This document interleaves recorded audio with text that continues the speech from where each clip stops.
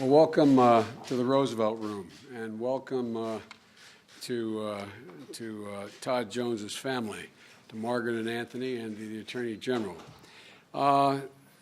With the ceremonial swearing in today, we're finally putting the ATF fully back in business. This has been a long time in coming.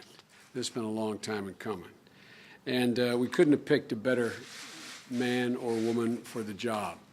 Todd Jones is a true American patriot. You all know his background. He served in the Marine Corps as an infantry officer with the 1st Marine Division. He went on to become a well-respected U.S. attorney, where he worked in a number of cases involving drug trafficking, firearms, and violent crime issues. And he has held the position of acting director. I'm glad that's over. Acting director of the ATF for 2 years before finally being confirmed. And in our opinion, the President's and mine and the Attorney General's, there is no doubt that we have a deeply qualified, the best person for the job. And it's an important job. ATF is the key agency enforcing our gun laws, and they need a permanent director in order to do that and to do the job to the best of their ability. They've got a great staff, a great outfit over there, but they've been, in my view, over the last period of time, been marginalized or attempted to be marginalized by the process, but no longer.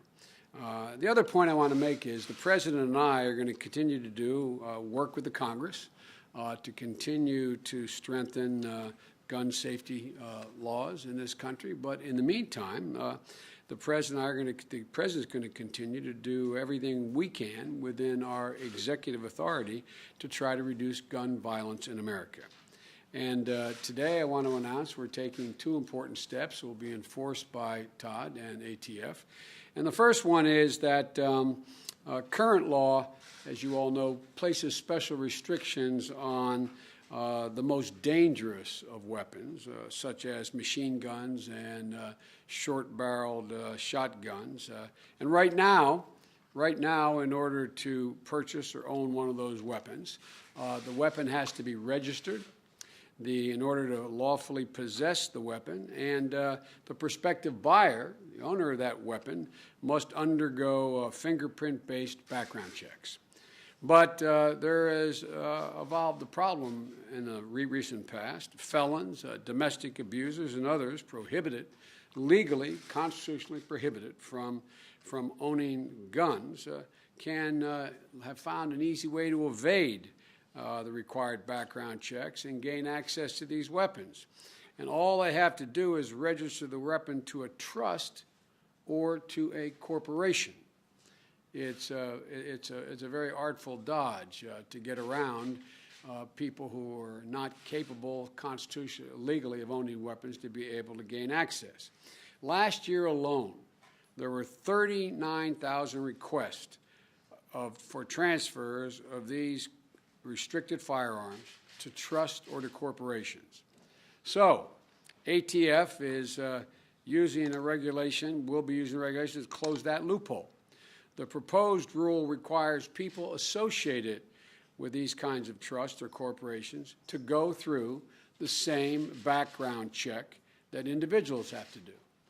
Will end this means by which to get these weapons, these most dangerous weapons, to people who are not, under the law, allowed to own them. It's simple, it's straightforward, it's common sense. It's going to help ensure that machine guns and other particularly dangerous weapons don't end up in the hands of those who, as a matter of law, are not entitled to own them. The second action we're taking is to prevent military-grade firearms from being re-imported back in the United States. As all of you know, we sell military-grade firearms, to our allies, around the world. And those firearms are not able to be imported back into the United States without U.S. government approval. We say, look, we're going to sell you these firearms, or give you these firearms, military firearms, and if you decide to upgrade later, you cannot take these firearms and send them back to the United States. You have to get permission from us what you are going to do with them.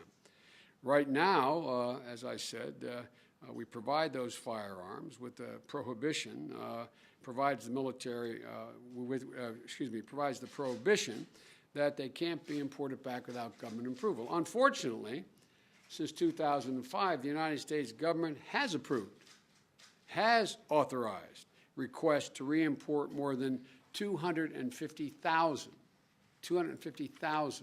of these firearms. Prior to 2005, that was not happening. Well, we're announcing a new policy today denying requests to bring military-grade firearms back to the United States to private entities. We're ending the practice of allowing countries to send back to the United States these military weapons to private entities, period. The new policy is going to help keep military-grade firearms off our streets, and again, it's a simple, common-sense way to try to reduce gun violence in America. Of course, as the President and I have said many times, the best way to reduce gun violence in America is for Congress to act on the common-sense proposals we put forward, like expanding background checks and making gun trafficking a federal crime. And I want you to know that the President and I remain committed to getting these things done. If Congress won't act, we'll fight for a new Congress. It's that simple. But we're going to get this done. We're going to get this done. With that, I'd like to, it's now my privilege to swear in Todd Jones as Director of the ATF. What I'm going to do is invite Margaret to come up. I guess you're going to hold the Bible, Margaret. Todd, there you go. And your son, why don't you come and stand in this picture, because this is a family affair here. If you put your left hand in the Bible and raise your right hand, I'm going to read through the oath and then seek your affirmation. But I'm going to ask you to say aye and state your name. I, Todd Jones, Do solemnly swear that I will support and defend the Constitution of the United States against all enemies, foreign and domestic, that I will bear true faith and allegiance to the same, that I take this obligation freely without any mental reservation or purpose of evasion, and that I will well and faithfully discharge the duties of the office upon which I'm about to enter, so help me God. I do. Congratulations. Thank you very much. Get over here, General. This is the guy you're going to work with. He's the best partner you're going to possibly have. So thank you.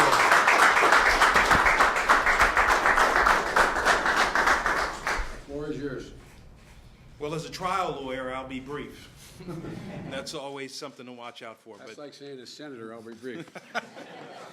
It is a great honor and a privilege to be formally leading one of the finest law enforcement organizations in the Department of Justice and federal government, the Bureau of Alcohol, Tobacco, Firearms, and Explosives. I've got my team here. I've had a chance to work as the acting director with some fine individuals all around the country at ATF over the last 2 years in an acting capacity, and I very much look forward to us taking it to the next level to protect the American public, to do our best, working with our state, federal, and local colleagues to keep the communities around the country safe from violent gun crime. So thank you, Mr. Vice President. I'm very thankful to the President for this nomination and to the United States Senate for finally confirming a director. Thank you. Thank you all very, very much. Appreciate it.